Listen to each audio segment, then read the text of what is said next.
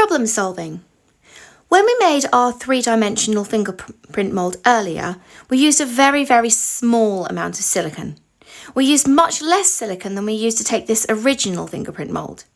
And in most cases, this second reverse mould will be perfectly fine to press straight into a flat rolled out piece of silver clay to make a necklace, but not always. You need to be mindful of how big your cutter is.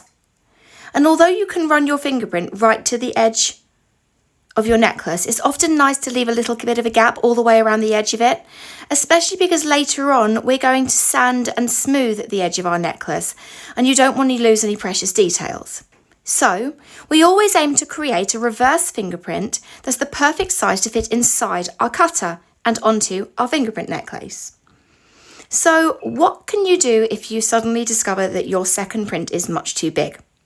Well, the easiest thing to do is to roll up a little bit more silicone, but less this time. So, exactly the same as before.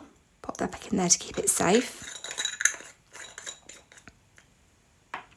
Exactly the same as before, you take the tiniest bit of badger balm, just enough to lubricate, and rub it all the way over the top of your fingerprint mould. Making sure that you cover the fingerprint itself, but also all the way around the edge because you don't want the silicone sticking to it anywhere.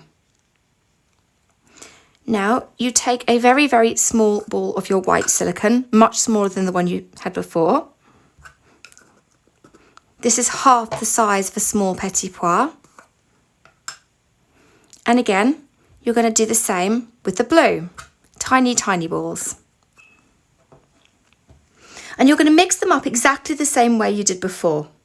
So take the balls and mix quickly and thoroughly until you achieve a light uniform blue colour. You're looking for something that has absolutely no streaks. So it's getting there. Keep rolling, keep moving it.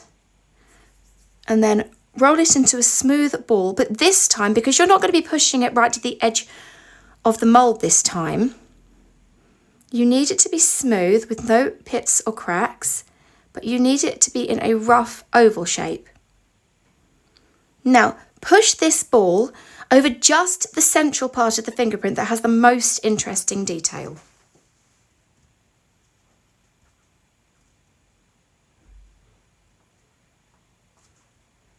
Make sure you're keeping it small and make sure you're keeping it in approximately the right shape.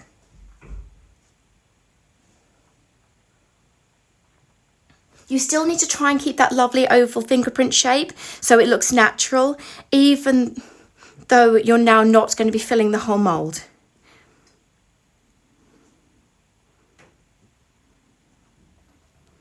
Now you need to set this to one side for 15 minutes like you did before and allow it to set. Once that does set, you will have a much, much smaller reverse fingerprint to use to make your fingerprint necklace. Something a little bit like this one, which as you can see is significantly smaller than our original.